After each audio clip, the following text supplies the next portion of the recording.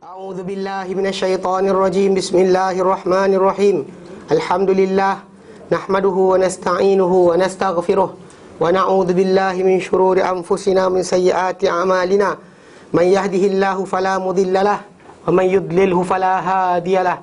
Asyhadu an la ilaha illallah wa asyhadu anna Muhammadan abduhu wa rasuluh. Allahumma salli ala Muhammad wa ala ali Muhammad kama sallaita ala Ibrahim wa ala ali Ibrahim.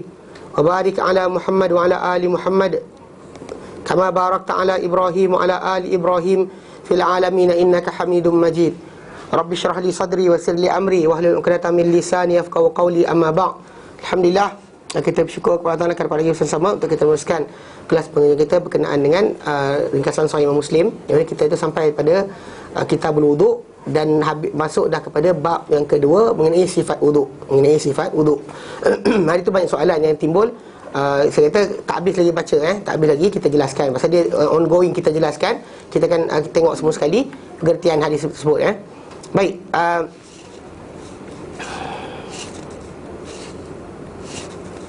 Okey. Hari tu kita ambil hadis yang 169, itu hadis daripada Humran Maula Uthman. Yang kita terangkan Maula tu adalah orang bawah tanggungan.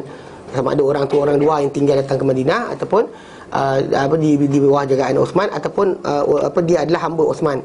Okey, dan Uthman bin Affan radhiyallahu anhu telah minta dengan bekas wuduk. Lalu dia berwuduk, dia basuh dua tapak tangannya 3 kali, kemudian dia berkumur-kumur, kemudian dia memasukkan air hidung dan dia sembur semula. Kemudian dia basuh tangan dia, basuh wajah dia 3 kali. Kemudian dia basuh tangan kanannya sehingga ke siku sebanyak 3 kali. Kemudian dia basuh tangan kirinya seperti itu. Kemudian dia basuh kepala, dia sapu kepada kepalanya. Dan kita kata beza basuh dengan sapu adalah sapu tadi kita kata kita ambil air dan kita rejiskan dahulu baru kita sapu. Adapun kalau sekali time basuh tadi air tu sikit je kita turunkan dan kita ratakan. Itu yang panggil basuh, beza basuh dengan sapu. Kalau sapu tadi kita apa yang kat tangan tu itulah yang kita gunakan untuk sapu. So dia sapu kepala dia, tak terangkan lagi cara. Kemudian dia basuh kaki dia yang kanan sehingga ke buku lali 3 kali. Kemudian yang kiri macam tu juga. Kemudian dia berkata, aku lihat Rasulullah SAW berwuduk seperti wudukku ini. Kemudian baginda bersabda, barang siapa berwuduk seperti wudukku ini, kemudian dia bangun, lalu dia solat 2 rakaat dan tak bercakap dia dalam 2 rakaat tadi dengan diri sendiri, diampunkan untuknya apa yang telah daripada dosa-dosanya. Ini hadis ini yang kita bincangkan sampai itu. Bawah hari kita tak ambil sikit, ada sikit lagi. Yang mana qala Ibn Shihab, berkata Ibn Shihab, wa kana ulama'una, dan ulama-ulama kita di kalangan para tabi'in, yaqulun, mereka berkata, hadzal wudu ini asbaghu ma yatawaddau bihi ahadun lis-salah, adalah paling menyeliputi apa yang diwudukkan dengannya oleh seseorang untuk solat. That's the best wuduk yang datang. Kalau tak ada sapu tengkuk, tak ada sekian, itu je. Cuma kalau detail dia macam kita kata ketika mula tu kan, ni nyelat-nyelatkan kaki kita, masukkan jari-jari, itu kita kata cara tambahan yang akan diterangkan. Tapi kalau orang tu buat macam tu, mana dia basuh tangan, kemudian kumur-kumur, kemudian masuk air hidung, kemudian basuh muka 3 kali, basuh tangan 3 kali, kemudian sapu kepala, basuh kaki 3 kali. Actually itu dah paling asbag, paling meliputi, paling cukup berkenaan dengan wuduk tadi, paling sempurna lah berkenaan wuduk tersebut. Berkenaan itu dikatakan Ibn Shihab. Okey. Sapu kepala tu sekali, nanti kita terangkan. Nanti ada hadis depan lagi. Okey. Mi'ah wa sab'in, hadis 170, an Abi Anas, daripada Abi Anas, anna Uthmana, bahawa Uthman tawadda'a bil maqa'idi, dia telah berwuduk pada tempat duduk, bil maqa'idi, pada tempat duduk. Sekejap. Faqala dia berkata, ala urikum wudu'a Rasulillah, nak tak kamu aku tunjukkan, adakah tidak kamu mahu aku tunjukkan kamu wuduk Rasulullah SAW, wuduk Rasulullah SAW. Thumma tawadda'a thalatha, kemudian dia pun wuduk 3. Maksudnya semua anggota dia buat 3. Okey. Ini dibuat oleh Uthman bin Affan radhiyallahu anhu, ditunjukkan. Mi'ah wa sab'in, hadis 171.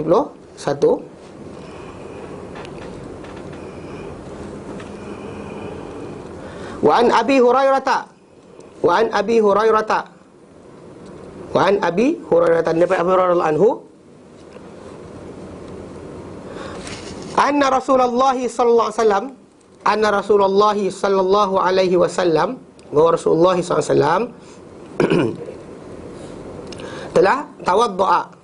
Okey, telah bersabda, dalam sabda qala, bagi sabda, idza tawaddu'a ahadukum, idza tawaddu'a ahadukum, bila berwuduk seseorang kamu, idza tawaddu'a ahadukum, bila berwuduk seorang kamu, falyaj'al fi anfihi ma'a, falyaj'al fi anfihi ma'a, maka jadikanlah ke dalam hidungnya air, jadikanlah ke dalam hidungnya air. Thumma liyantasir, kemudian hendaklah dia menghembuskan. Thumma liyantasir, dan kemudian dia menghembuskan. Wa man istajmara, dan siapa yang istijmar, falyutir, maka hendaklah dia mengambil bilangan yang ganjil. So dia 3, 5 and so on lah. Kita tahu maksud dia untuk orang tu bersuci. Kita ingatkan balik istijmar itu actually istijmar. Nanti kita depan sikit kita akan belajar istijmar sebagainya. Ia adalah perbuatan membersihkan tempat keluarnya najis pada badan manusia menggunakan barang yang kesat. Kalau istinja, gunakan air. Istijmar, gunakan benda kesat. Asal perkataan jamrun itu jamrah itu batu. Istijmar. Kalau dia kata gunakan air, dia panggil istinja. Faham Tapi dan dua-dua tadi, seorang manusia tadi dia boleh pilih either one. Nak pilih air saja pun boleh. Nak pilih guna benda kesat saja pun boleh. Nak buat dua-dua sekali pun boleh. Tapi tidak menjadi wajib untuk dia pakai dua-dua sekali. Ataupun dia mesti air saja, salah. Tak kena Sebagi Nabi SAW benarkan dan bagi tunjukkan untuk seorang tu gunakan tak gunakan air boleh, sah dan sebagainya. Cuma kita tak biasa. Menurut kita dah kecil banyak air, pergi tempat tak pakai air tandas, tak ada air, dah mula kelam kabut. Tak tahu nak buat macam mana. Ada jiran saya pergi ke Jepun, dia message pertama datang daripada dia. Lepas dia pergi, dia kata apa? Payah duduk tandas tak ada air. Dia cakap Indra, dia kata elak. Memang betul lah. Kita kata pasal kita kata memang pembiasaan tu masalah dia. Tapi sebenarnya benda tu sah. Katakan kita kat sini kan tak nak pakai air, dan okay, it's okay for you. Lepas tu terima syarat dia, man istajmara falyutir. Barang siapa yang istijmar, maka buat secara bilangan yang ganjil. Dia tempat keluar najis kita saja yang dibenarkan untuk kita buat guna macam ni. Adapun anggota badan yang lain, contoh tangan kita kena najis, baju kita kena najis, menggesek sini macam ni je tak memadai. Faham tak? Dia macam ni kan, tak memadai. Kecuali tapak kasut je, yang Nabi SAW suruh para sahabat buat macam tu. Tapak kasut atau khuf, maka para ulama kata tak apa. Mazhab Syafi'i kata automatik terus, tak boleh. Ada dan kawasan punggung tadi, masalah punggung tadi tu saja, atau punggung atau depan dia, itu yang boleh pakai benda kesat. Kawasan lain kena najis, maka kena hilangkan bau dia, warna saya menggunakan air.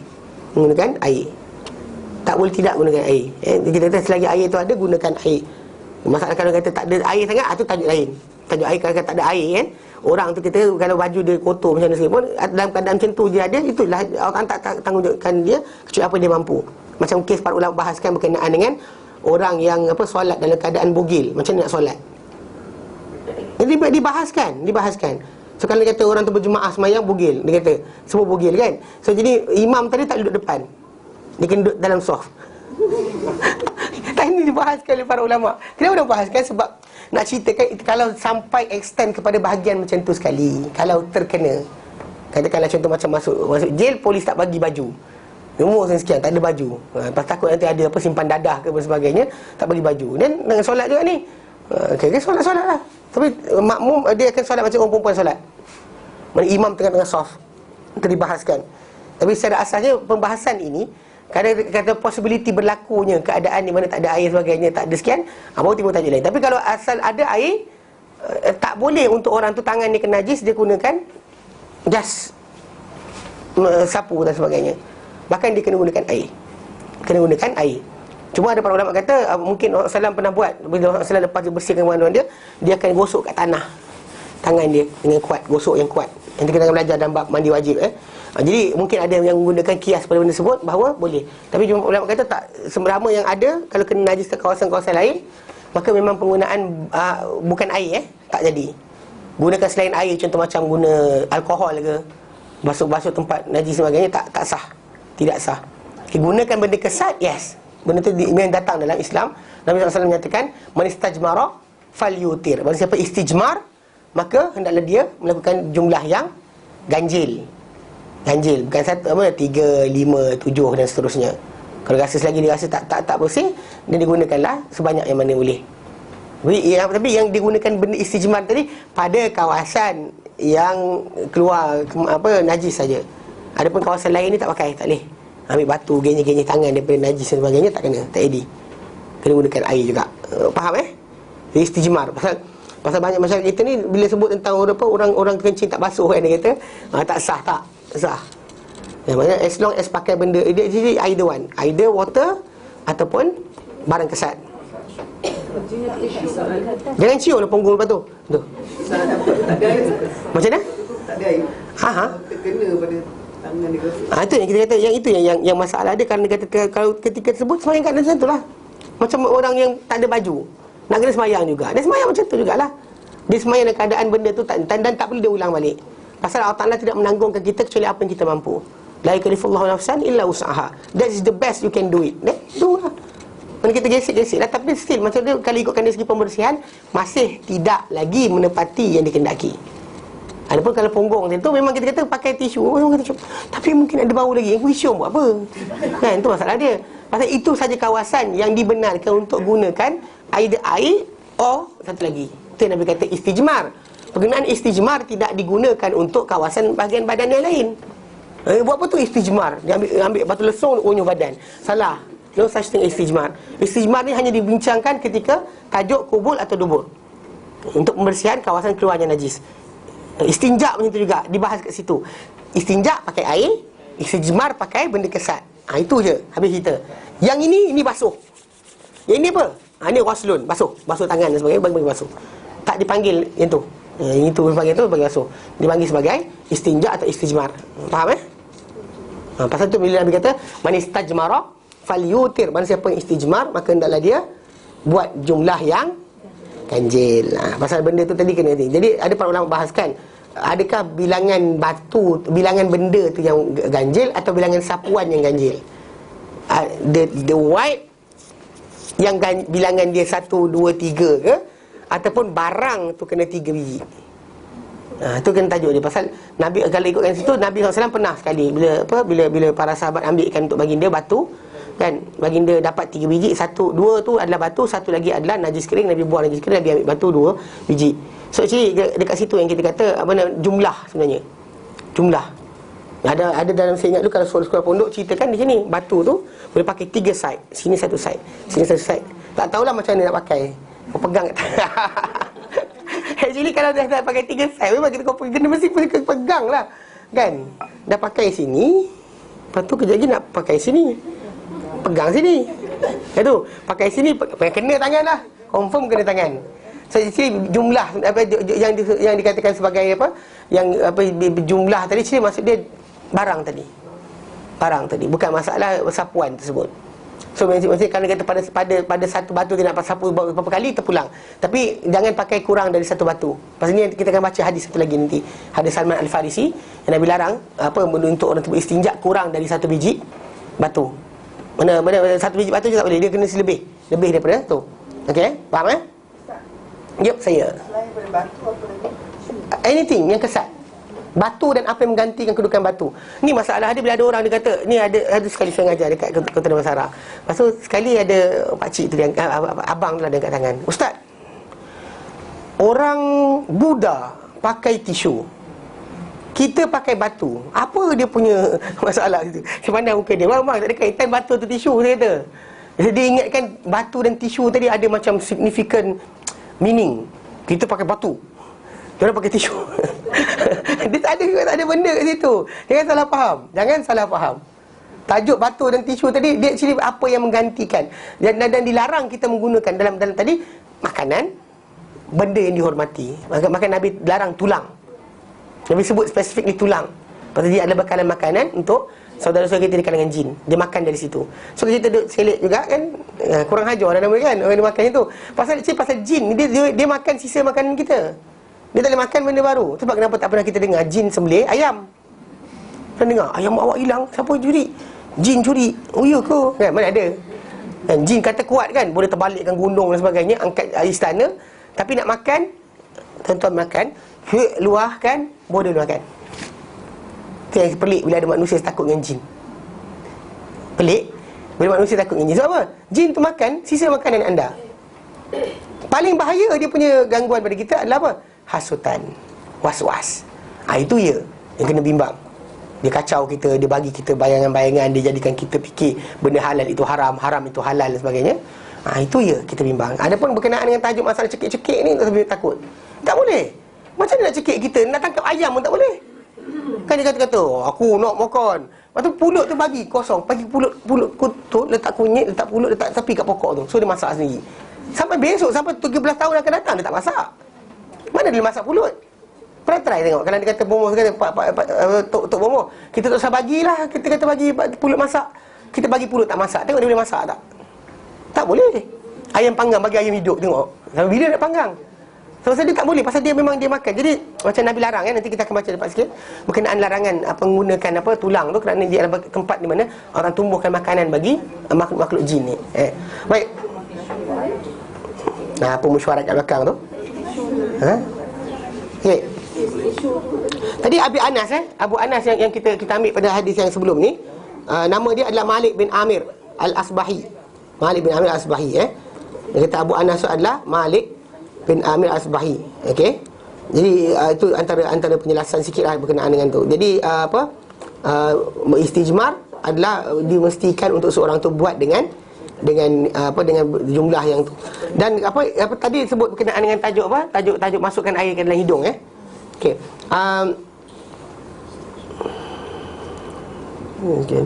Okey, jumhur para ulama mengatakan benda adalah sunat. Jumhur maksud jumhur masuk air dalam hidung ni adalah sunat. Tapi Ahmad, Ishaq bin Rahawih dan juga Abu Thawr di kalangan ulama-ulama yang tabi'in dahulu, mereka mewajibkan istinsyaq. Mesti buat. Dalam wuduk ni wajib. Saya dikira benda tu daripada muka. Mana muka ni kan kita basuh, termasuk dekat situ luang-luang yang ada daripada muka berkenaan. Sehingga sebab itu kita beza. Tapi jumhur para ulama mengatakan dia adalah sunat. Kerana apa? Kerana mereka berpegang kepada tajuk fardu wuduk tadi limited kepada apa dalam Al-Quran nyatakan. Itu surah Al-Maidah ayat ke-6, Allah nyatakan ya ayyuhallazina amanu, hai orang beriman, idza qumtum ila solat, jika bangun nak berdirikan solat, faghsilu wujuhakum, basuhlah wajah kamu, wa aydiyakum ila al-marafiq, tangan kamu hingga siku, wamsahu bi ru'usikum, sapu pada kepala kamu, wa arjulakum, kaki kamu nak kamu basuh ila al-ka'bah sehingga buku lali. So diorang pegang itulah fardu. Ni perdebatan panjang lebar lah para ulama nyatakan, macam telinga kan, contoh macam lagi kita berhukum kumur ni, adakah dia wajib atau sunat? Sebenarnya kita kata kita boleh tengok dari dua side. Satu side kita tengok berkenaan dengan tajuk, memang bila Al-Quran datang sebagai rukun, yang datang lain sebagai penyempurnaan. Dalam hadis Nabi, penyempurnaan. Boleh kita pandang satu side-nya tu, dan itulah jumhur pegang. Tapi kita juga kena pandang juga soalan yang kena tanya, pernahkah Nabi berwuduk dengan tanpa berkumur-kumur atau masuk air dalam hidung? Soalan tu kena tanya juga. Faham tak? You can argue berkenaan dengan tajuk wajib tak wajib, yang wajib tu hanya dalam Quran, fine. Tapi dalam masa yang sama kat sini kena ambil perhatian. Banyak di kalangan kita dia kata, dan ulama kata, tunggu jap. Apa ulama kata tadi kita pegang sebagai ijtihad mereka, usaha mereka untuk memahami dalil tadi, keluarlah yang ni kata hanya sunat, yang kumpulan kata wajib. Tapi anda sebagai seorang yang belajar, anda kena question yourself juga, pernah tak Nabi ambil lain daripada bentuk macam tu? Only Nabi hanya basuh muka sahaja, tangan hingga siku, sapu kepala dan kaki, tanpa kumur-kumur, tanpa masuk air hidung, tanpa yang lain. Question yourself. Kat situ akan datang jawapan, anda kena buat juga. Kalau kita hanya macam tu, dan India kita ikut Nabi lah. Following the Prophet is actually benda besar. Bukan kita kata memang pasal Al-Quran datang dengan secara rumusan, Nabi datang dengan perincian, detail. So in detail about wajah, nanti kata yang kenapa ulama yang kata wajib tadi, dia kata wajah-wajah. Cuma kenapa kita tanya. Okay? Dan bahkan ada juga yang kata kumpulan tadi, dia kata ada hadis Nabi SAW. Nabi tegur dalam satu hadis riwayat Abu Daud, hadis nombor 861, bahawa Nabi suruh kepada seorang Arab Badui. Nabi kata apa? Tawadda'a kama amarakallah. Wuduklah kamu seperti mana diperintahkan oleh Allah. Tapi masalahnya, saya ulang balik lah, pasal kan tengok cara wuduk yang Allah perintahkan, you have to see the Prophet. Tengok Nabi, bukannya bayangkan sendiri kot kepala. Kan dia mula bahaskan muka tu mana, sampai sini ke, sampai sini, dagu masuk ke, bawah dagu masuk ke. Kan buang masa perbincangan yang macam tu sebenarnya. Tapi oleh kerana pasal perkembangan fiqh dahulu pernah melintas satu peringkat ilmu logik, pernah lintas fiqh ni, ilmu fiqh sebelum Imam Syafi'i rahimahullah datang. Fiqh ni terasing, fiqah ni terasing. Dia terasingnya ni tahu, fiqah dan juga nas, fiqah atau kefahaman dalil, dan juga dalil tu macam diasingkan. Mana untuk praktis mayang dan sebagainya. Pasal para ulama yang berada di Kufah, di Basrah, di Iraq dahulu, mereka kurang jumpa para sahabat. Para sahabat yang ada sikit sangat. So banyak kadang-kadang diorang conclude baca Quran, diorang try untuk faham pengertian tadi gunakan akal. Dia panggil ahli ra'i. Adapun para ulama yang berada di kawasan Madinah dahulu, yang banyak para sahabat dan sebagainya, dia panggil ahli hadis. Itu ada. Tapi yang mencantumkan dua manhaj tadi adalah Imam Syafi'i rahimahullah. So sebab kita kata terima cara mereka faham, tapi kita kena juga apa? Tanya diri kita, pernah tak Nabi ambil cara lain? So kalau Nabi tak pernah ambil cara lain, dia jangan kita ambil cara lain lah. Buat macam cara Nabi SAW, tertib. Ambil, take your time. Jangan lama sangat pula kan? Jangan laju sangat, jangan lama sangat. Lama sangat sampai basah badan. Kenapa? Wuduk. Ni wuduk paling best kita. Salah juga. Okay? Jadi dalam ayat berkenaan, dalam ayat Quran, dia kata tak ada pun sebarang arahan suruh masuk air hidung. Pasal Nabi kata pada orang Arab Badui tersebut, wuduklah macam mana Allah Ta'ala perintahkan. So hidung tak masuk, dia kata. Okay? Dengan hadis kalau dia kata bidalil bahawa Nabi SAW telah Nabi SAW banyak wuduk dengan anggota 4. Cuma kita riwayat mana, perbahasan tadi kena cek balik. Di manakah Nabi SAW wuduk hanya basuh muka, basuh tangan sama siku, sapu kepala dan kaki saja basuh. Itu kena tengok di mana datang tadi. Pasal dia kata dan tak lebih dari itu. Dan menunjukkan bahawa anggota-anggota lain adalah dia kata perbuatan dia tidaklah wajib. Ini pendapat jumhur para ulama. Hatta mazhab Syafi'i pun pegang benda ni. Yang kita kata waktu basuh muka, basuh tangan, sapu kepala, basuh kaki, cukup dah wuduk dia. Berdasar pada dalil yang Nabi SAW suruh Arab tadi, tengok macam mana Quran suruh. Inilah one part. Okey. Dan inilah pegangan bagi ulama-ulama di kalangan mazhab Maliki dan sebagainya yang lain, dengan meringkaskan fardu ni, wuduk ni kepada 6 anggota saja. Itu niat, anggota untuk muka, tangan, sapu kepala, kaki, tertib. Faham Ini kita kata dia ringkas pada itu saja. Kerana asas dia kata niat tu, tanpa niat benda tu akan jadi bukan ibadat. Kerana tanpa niat bukan ibadat.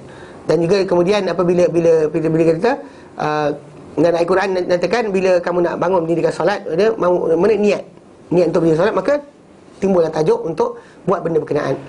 Okey. Jadi yang masuk terang dan kurungan berkenaan adalah pembasuhan, adalah 4 anggota yang dinaskan oleh ayat surah Al-Ma'idah ayat yang ke-6. Dan apa selain itu diambil dari perbuatan baginda Sallam, digalakkan, ditekankan dan dinamakan sunnah, tidak dimestikan, dia kata, dan dinamakan sebagai lebihan. Okey, dan ini dikenali dalam kitab fiqh. Memang dia kata macam tu. Tapi macam saya katalah, 3 dari kalangan ulama-ulama fiqh tadi, itu Ahmad bin Hanbal, iaitu kemudian Abu Thawr dan juga Ishaq bin Rahawih, semua menyatakan bahawa dia adalah wajib. Yang dia kata bila basuh muka tu, actually hidung tu dan juga mulut termasuk daripada muka. Yang bila telinga tu termasuk daripada kepala.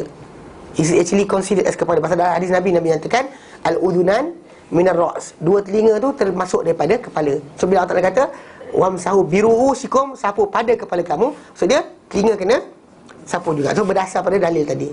Faham tak? Cuma para ulama macam kita kata, yang tu kata wajib, ulama yang kata sunat, dia kata just ringkaskan kepada apa Quran kata. Yang lain daripada itu dikira sebagai sunat saja. Cuma misalnya kita go on, masa dia kata dia kata pendapat kata Nabi pernah buat 4 saja tu, ada ulama kata. Tapi masalah sekarang ni, dalil yang paling sahih adalah Nabi SAW akan mula dengan tertib tadi. Basuh tangan dahulu, kumur-kumur, masuk air hidung, basuh muka, tangan hingga siku, sapu kepala, kemudian basuh kaki dan habis. Faham Itu kita kata yang basuh kepala sekali dengan telinga. Itu yang kita kata sebagai ni.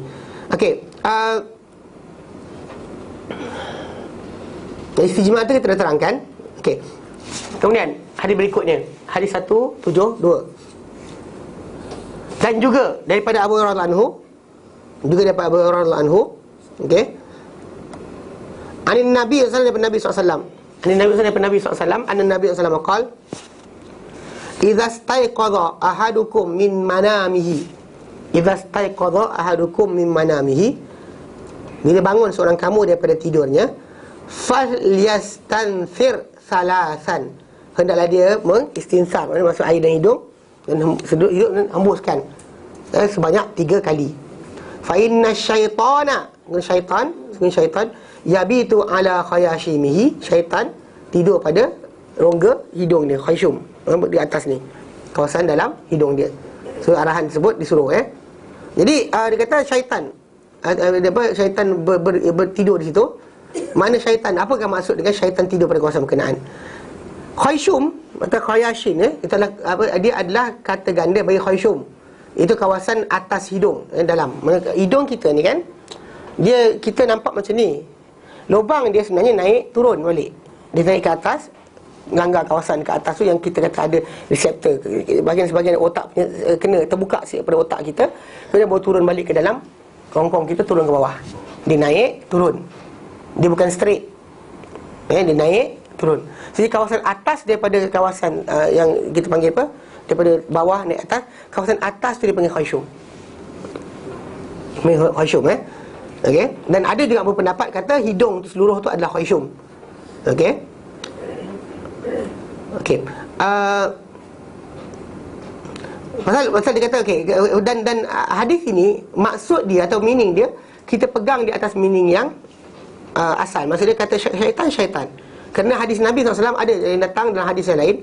Nabi SAW nyatakan dalam hadis Imam Ahmad apa Nabi kata idza tasa'aba ahadukum fi salati, bila menguap seorang kamu dalam solat dia, falyadha yadahu ala fihi, maka letaklah mulut dia pada mulutnya, tangan dia letak pada mulut dia. Bila menguap tu jangan gitu kan, tutup. Okey. Fa inna syaitana, kerana sungguh syaitan, yadkhulu ma'at tasa'ub, kerana syaitan masuk bersama dengan perbuatan menguap. Okay, jadi kita kata macam mana hadis itu datang macam tu zahir, macam hadis ini datang zahir. Dia sering ada kadang-kadang para ulama cuba nak mengalihkan meaning, sebut syaitan ni is not really syaitan. Ada siapa yang baru, the latest one, syaitan ni mikroorganisma. Serius ada. Saya ada baca. Dia kata syaitan ni ada mikroorganisma, bakteria, virus dan sebagainya. Sometimes diorang gunakan meaning tersebut. Tapi kita balik pada asal, selagi tidak ada daripada Nabi yang petunjuk yang lain daripada itu, kita pegang yang zahir dia. Tak perlu kita kata macam mana, macam bulan Ramadan hari itu kan, bila Nabi kata bila malam pertama bulan Ramadan akan diikat syaitan-syaitan dan jin-jin penderhaka. So datang ada orang kata, tapi yang timbul tajuk dia kata, tapi syaitan kena ikat, apa sah orang jahat lagi? The first thing first, Allah Ta'ala kata kita patut kata apa? Amanah, habislah, kami beriman. Kadang-kadang Nabi ajarkan kita tu benda, kita beriman tanpa mempersoalkan. Bukan kita macam, tapi kalau Nabi kata dah kena ikat, kenapa ada orang pergi buka puasa dekat dalam gerai-gerai yang kan, kita try tu nak reason bahawa meaning hadis tadi macam tak logik. Faham tak? Sedangkan para ulama nyatakan, dan penjelasan yang paling jelas actually, para ulama nyatakan adalah syaitan yang diikat, syaitan dimaksudkan adalah qarin. Sebab Nabi pernah kata pada Aisyah radhiyallahu anha, bila Aisyah radhiyallahu anha kan, dalam kisah yang Nabi keluar waktu malam, Aisyah ikut dari belakang. Kemudian Nabi pergi kubur Baqi', Nabi doakan kata orang Baqi'. Kemudian Nabi balik, Aisyah pun lari balik. Dia ikut Nabi, takut Nabi pergi rumah bini lain. So jadi kisah tu kisah dalam Bukhari Muslim. So So bila Nabi SAW balik rumah, tengok Aisyah mengah. Nabi kata, kenapa? Dia kata, ya Rasulullah, dia kata, terkejut tidur. Kan, terkejut tidur. Nabi kata, sama ada engkau bagi tahu aku atau Allah Ta'ala bagi tahu aku? Betul Aisyah diam. Nabi kata, engkau ke benda hitam yang tengah gelap tadi? Dia angguk. Nabi kata, kenapa? Dia kata, ya Rasulullah, tadi engkau buat macam tidur. Aku nampak kau tak tidur. Lepas tu aku tunggu. Lepas tu aku nampak kau keluar. Aku ikut belakang. Aku takut engkau pergi rumah bini lain. So jadi Nabi, ketika Nabi tolak dada dia, tekan.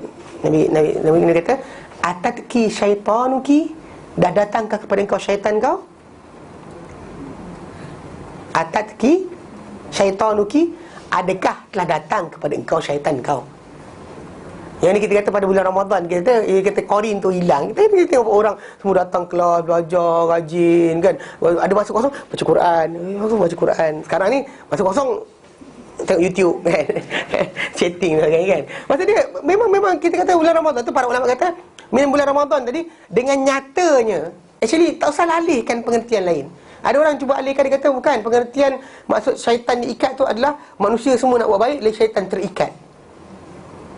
Kan, actually ada cuba macam tu. Tapi sebenarnya tak. Syaitan yang kacau sembahyang ada lagi, pasal dia bukan korin kita. Syaitan yang teman kita tu, ada syaitan khas yang kita lahir, dia teman kita bersama. Yang kita tu bulan Ramadan dia kena ikat, perasan dia dengar azan je, badan kita dengan ringannya pergi masjid. Macam wah kan. Terus rajin bersedekah.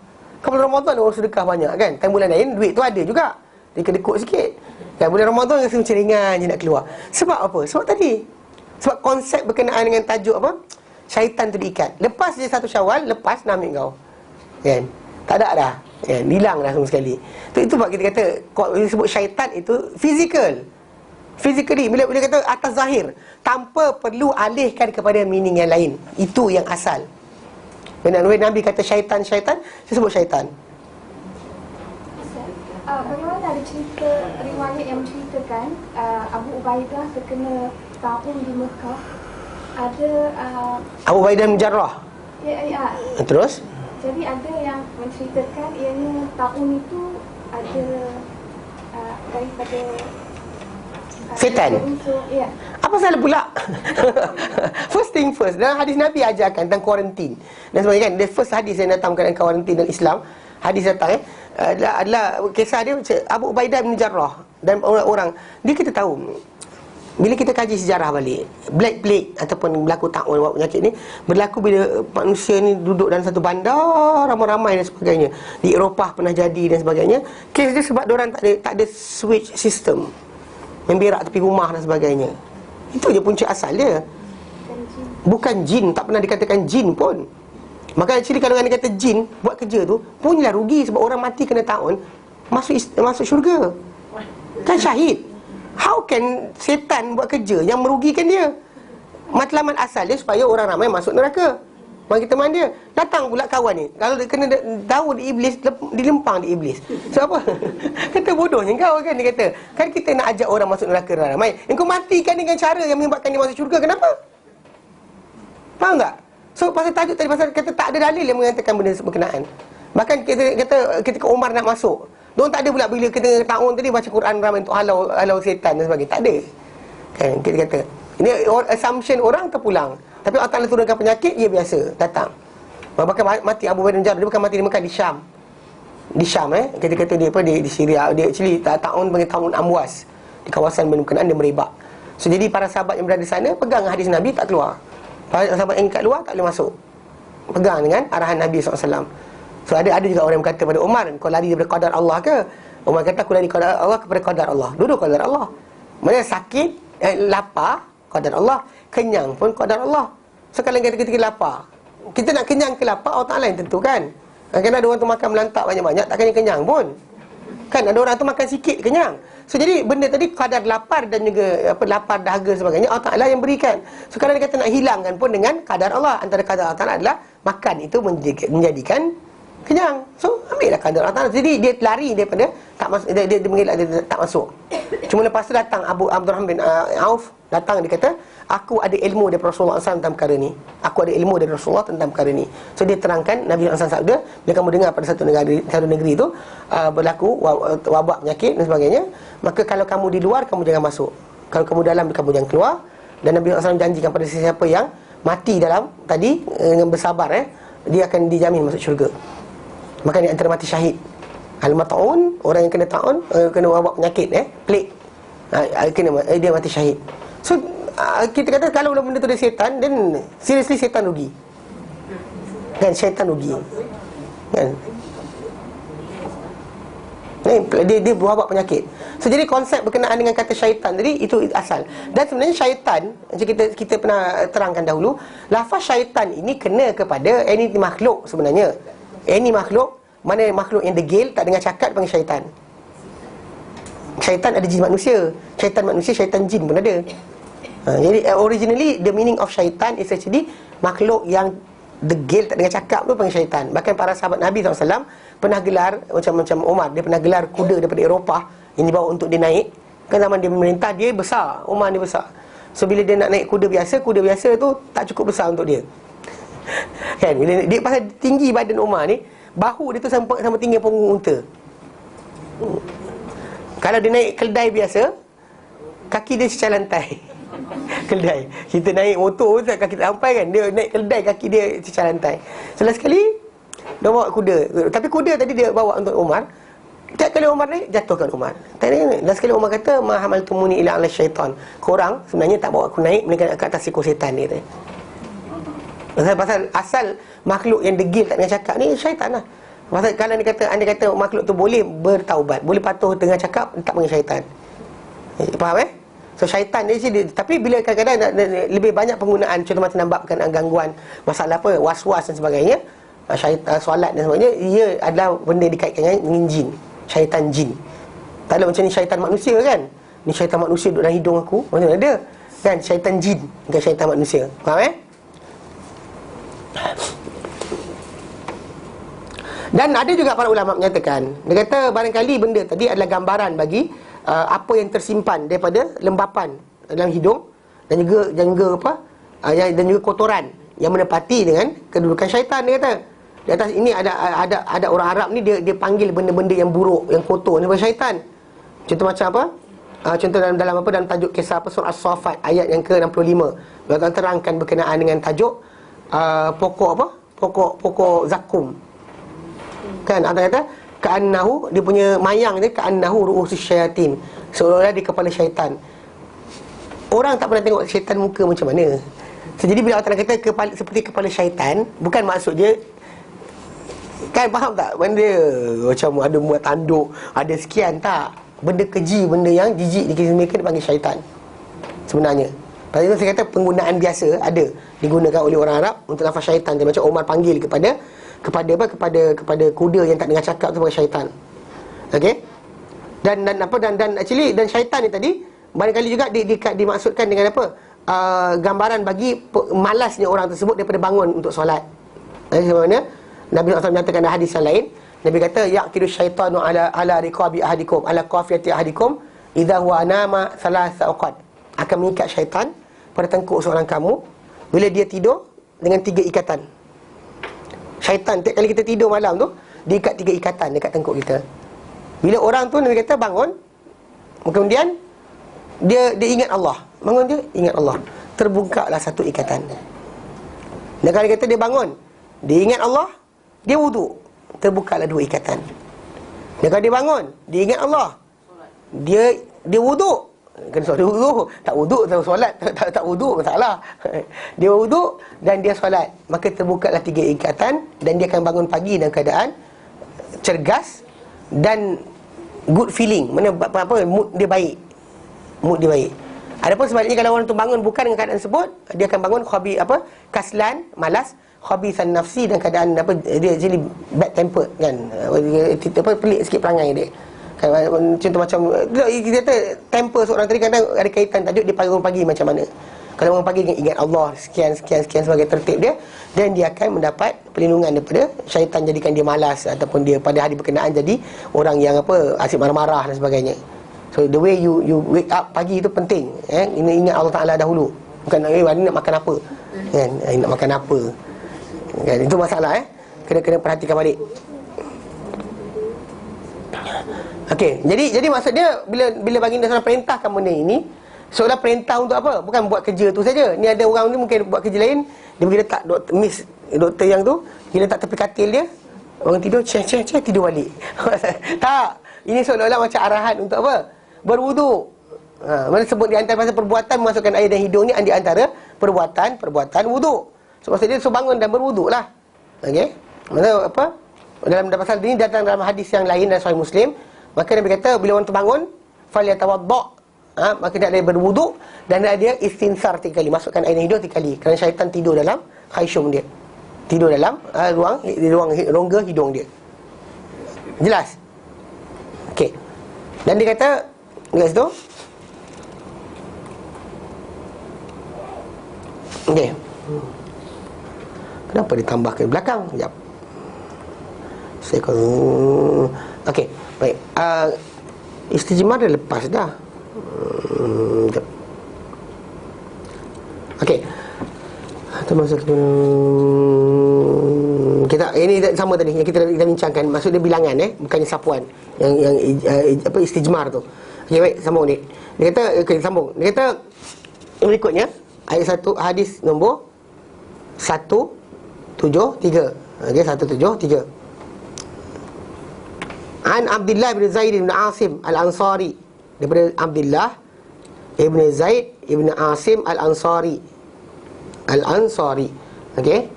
Wa kana lahu suhbah, dan dia dahulu mempunyai hubungan pendampingan dengan Rasulullah SAW. Maksud perkataan suhbah tu maksud dia mendampingi Rasulullah SAW lah. Cuma yang interpretation dia orang yang beriman dengan Rasulullah, bertemu Rasulullah, beriman, kemudian kekal di atas iman sampai mati. Itu sahabat lah.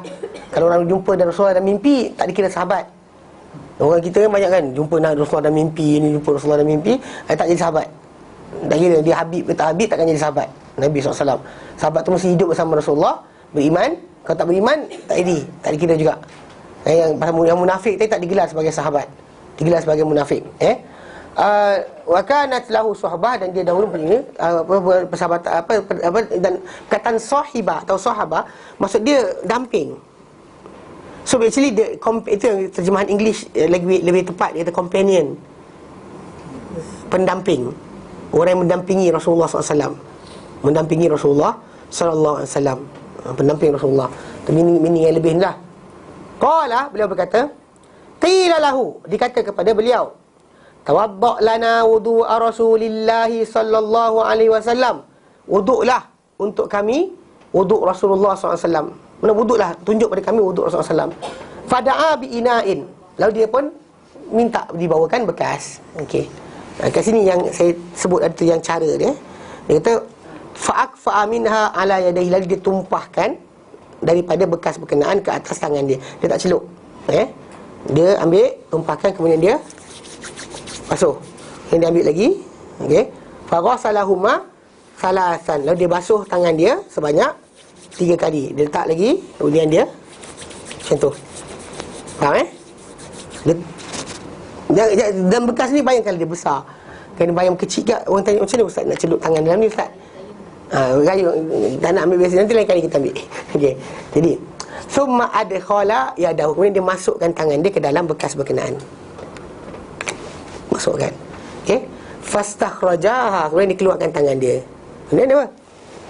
Famad madha, lalu dia berkumur-kumur, wastanshaqa, dan dia sedut air masuk hidung, min kaffatin wahidah, dia sedut. Itu dia lembus. Dia cuma kaedah tu tricky sikit, orang tak pandai tak boleh buat. Kita cekik ni. Ada video dia kejap, tunjuk. Mana entah video dia. Bekas tu kena Mana? untuk jadi air mutlak kena. Ini yang kita akan bincangkan. Sebab Nabi ambil air wuduk banyak ni cukup. Okey. Dia tak cukup tu pasal kita duk bayangkan dia mesti jumlah besar-besar. Pasal bekas air besar-besar ni ialah bekas air. Jadi pasal masalah sekarang ni, kita kata masalah mesti air tu jadi mutlak, kena banyak tak? Kalau air tak bercampur dengan najis, tak perlukan persoalan tajuk itu. Bahkan meletakkan air tadi, macam dia kita celup tangan kita dalam keadaan kita telah basuh, tidak merosakkan air itu punya sifat mutlak dia. Okey, dan tajuk dia, kenapa saya kata macam ni? Sebab Nabi tak sibuk, kenapa kita sibuk? Contoh ni ni tunjuk. Masa Muhammad ni pandai sikit dia tunjuk macam mana cara nak buat untuk apa. Okey, ini contoh Must be washed first from the tips of the fingers. Mana pula aku nak letakkan? And this is done 3 times from the right hand.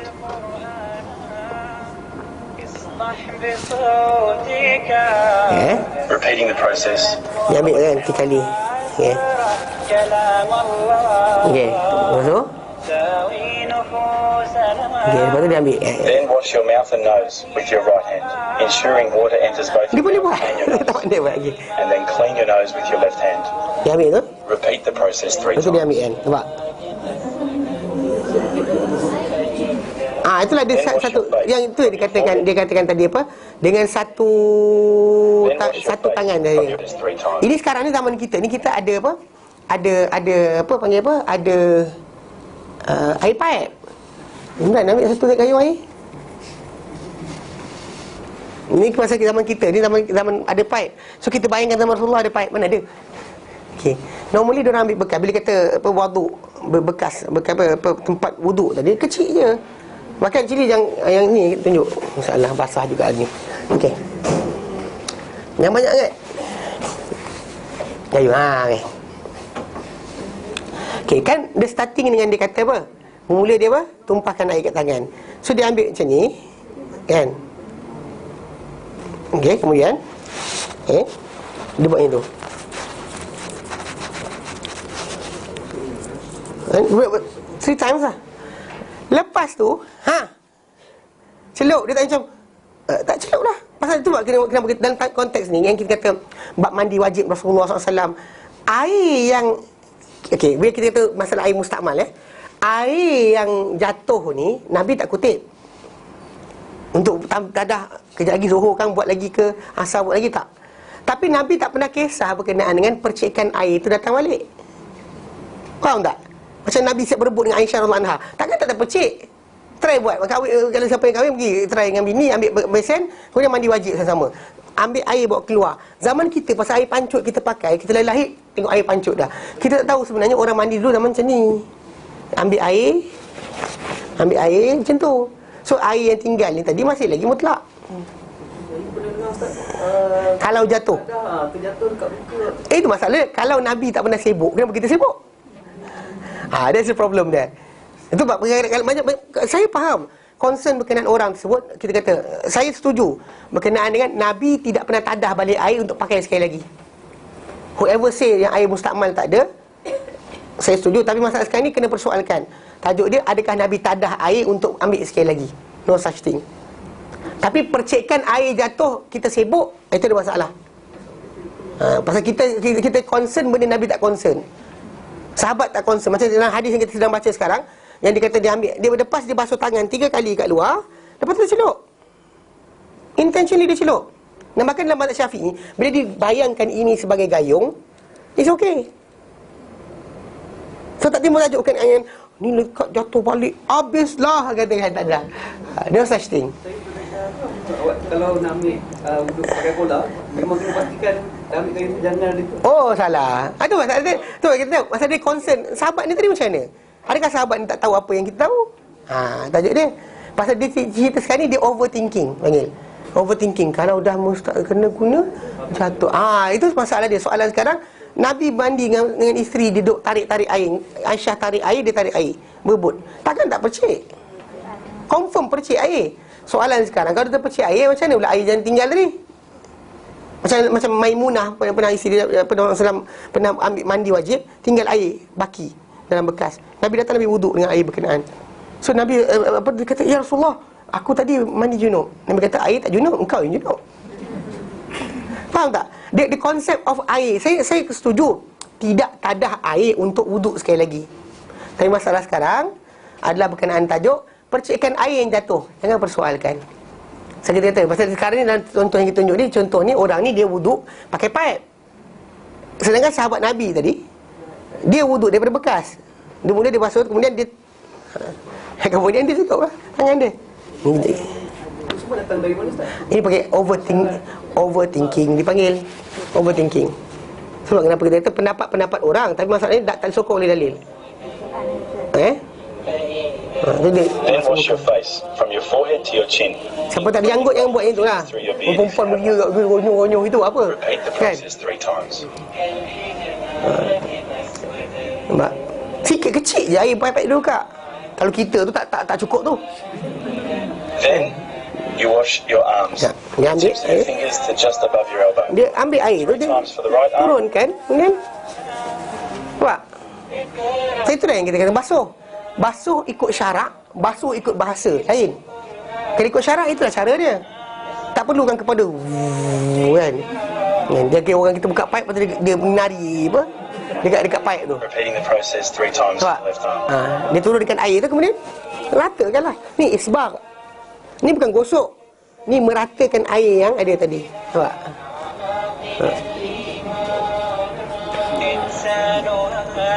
Turunkan air tu je. Kemudian ratakan lah. Wet your hands and shake them from excess water. Lebih And run your hands through your hair forwards and backwards, beginning from your forehead to the back of your head to the forehead again. Clean your Kemudian ears from the telinga, inside to the outside. kemudian keluar belakang. Then we kaki. clean our feet from the tips of our toes to just above our ankles. Clean your feet from your toes first, using your hand in between each toe, right to left. Then clean your feet 3 times.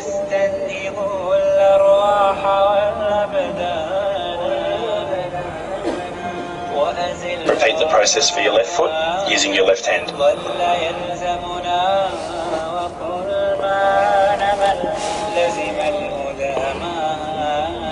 Dah habis. Simple je. Ini kita sedang baca sekarang. Okey, baik Sekejap. Okey, baik pada buku tadi. Mana pula? Okey. Kan dia kata itu, bila Abdullah bin Zaid bin Asim Al-Ansari kan ditanya, dia kata kepada dia, wuduklah untuk kami wuduk Rasulullah. Dan dia minta bekas. Dia tumpahkan ala aminah ala yadayhi, tumpahkan ke dalam pada tangan dia, kemudian dia basuh 3 kali. Okey.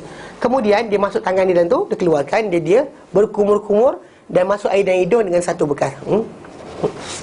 Disedut. Dia dengan satu tapak tangan saja. Tak ada macam dua kali apa, kumur-kumur dulu. Yang tu ada hadis yang lain lah. Jangan kata orang tak mampu untuk buat kan. Kumur-kumur dan juga masukkan air dan hidung dengan satu tapak tangan, dan buatlah 2. Kan takut tercekik kan. Kan dia terpening ke kan. Fa fa'ala dzalika thalathan, dia buat benda tu 3 kali. Thumma adkhala yadahu, dan masukkan tangan dia sekali lagi. Dalam bekas sebut fa ghassala wajhahu thalathan, dia basuh wajah dia 3 kali. Thumma adkhala yadahu, dan masukkan tangan dia sekali lagi. Fastakhrajaha, dia keluarkan tangan dia. Fa ghassala yadayhi ila mirfaqai, hingga ke siku. Marratain 2 kali. Okey. Thumma adkhala yadahu, kemudian dia masukkan tangan dia. Fastakhrajaha, dia masukkan tangan dia, kemudian dia keluarkan tangan dia. Fa aqbala bi yadayhi, lalu dia menghalakan dengan 2 tangan dia. Aqbala, mana bergerak daripada depan ke belakang. Wa adbara, dan bergerak dari belakang ke depan. Kemudian thumma ghassala rijlaihi ila al-ka'bain, dia basuh kaki dia sehingga ke buku lali. Thumma qala, kemudian dia kata, hakadha kana wudu'u Rasulillah sallallahu alaihi wasallam. Dia kata macam inilah dahulunya wuduk Rasulullah sallallahu alaihi wasallam. Wa zada fi ukhra, dan dia tambah pada hadis yang lain, fa aqbala bihima wa adbara, dia bergerak daripada ke depan ke belakang ke depan. Aqbala ni macam inilah, adbara ni macam ni. Okey. Pada bi muqaddami ra'sihi, dia mulakan dengan bahagian hadapan kepala dia. Thumma dhahaba bihima ila qafah, kemudian dia bergerak ke tengkuk dia. Macam ni turun sampai ke tengkuk. Thumma raddahuma hatta raja'a ila makani alladhi bada'a minhu, kemudian dia kembali kepada tempat dia mulakan. Wa ghassala rijlaihi, dan dia basuh 2 kaki dia. Wa zada fi ukhra, dia tambah pada yang lain, famad madha wastanshaqa min salasi ghurafat. Lalu dia dia berkumur-kumur dan juga dia istinsyak dan dia sembuh balik hidung dia daripada 3 kali cedukan. Wa fiha, dan dalamnya famasaha bi ra'sihi fa aqbala wa adbara marratan wahidah. Lalu dia sapu pada kepala dia daripada depan ke belakang, belakang ke depan sebanyak 1 kali. Wa zada fi ukhra, dan tambah pada hadis yang lain, wa masaha bi ra'sihi bima'in ghairi fadli yadayhi, dan dia sapu pada kepala dia dengan air yang bukan daripada lebihan 2 tangannya, dan dia basuh kaki dia sehingga dia sucikan, bersihkan 2 kaki berkenaan, sehingga dia bersihkan 2 kaki berkenaan. So itu kita kata saya simple dia wuduk Rasulullah SAW. Tak ada banyak air. Actually banyak ni dah banyak. Dan ni mandi wajib cukup ni. Sebab apa? Sebab cara masalah kita pandang macam mana. Kita pandang benda tu kena gitu, sedangkan Nabi SAW ambil bawa keluar. Macam bila Abu Hurairah radhiyallahu anhu dikata hadis Nabi kata la taslina adakum fil ma'id daimi wa huwa junubun. Janganlah mandi seorang kamu dalam air yang bertakung dalam keadaan junub. So lepas tu bila tanya pada Abu Hurairah macam nak buat, yang tarifu ghurfatan ni, cedok keluar. Cedok keluar. Jangan masuk dalam besen tu. Keluar air dari besen. Kalau badan kecil boleh masuk besen lah. Kalau badan besar tak masuk besen je dia. Maksud dia cedok keluar. Itu cara mandi yang asal. Cara mandi asal dengan cara macam tu cukup. Cara kita bayang pakai pipe takkan cukup. Swimming pool betul apa? Cedok keluar lah. Kalau kata orang tu actually dan masalah cara berwuduk. Kalau dia nak wuduk kan, dia kena bawa air tu keluar, bukan dalam air tu kan gitu kan. Ada juga orang kata gerakkan tangan pada kawasan anggota wuduk, tapi itu bukan yang digendaki. Maksudnya keluarlah, wuduklah. Kenapa nak menyelam ke mana kan? Bawa air tu keluar. Pasal cedok keluar. Itu cara yang kita pakai untuk berwuduk. Kalau untuk mandi ada macam tu juga, ada cara juga. Ada cara dia. Cedok air tu keluar, bukannya biar kita terendul dengan tu. Memang ada orang kata macam sah lah, tapi kita kata masalah sah satu benda, masalah menepati sunnah tadi, ikutlah sunnah. Makanya jadi kita was-was pula. Bahkan mengenai wuduk, anda tak disuruh macam ikut logik akal, mandi dengan wuduk, mana lagi banyak air guna? Mandi. Mana lagi bersih patutnya? Mandi. Tapi wuduk tetap wuduk. Mana mandi kita takkan sah menjadikan sah kita solat kita. Takkan menjadikan solat kita sah, kerana wuduk itu yang dituntut, bukan mandi itu. Mana membasuh anggota tubuh tertentu tu yang dituntut, bukan masalah banyak air itu. Yang masalah faham kita makin banyak air makin bagus. Tak. Itu akal kita. Nas kata apa? Nas kata tidak. Jelas? Baik, kita berhenti kat sini. Wallahu a'lam. Sallallahu ala sayyidina Muhammad wa sallam. Alhamdulillah wa alamin. Assalamualaikum warahmatullahi taala wabarakatuh.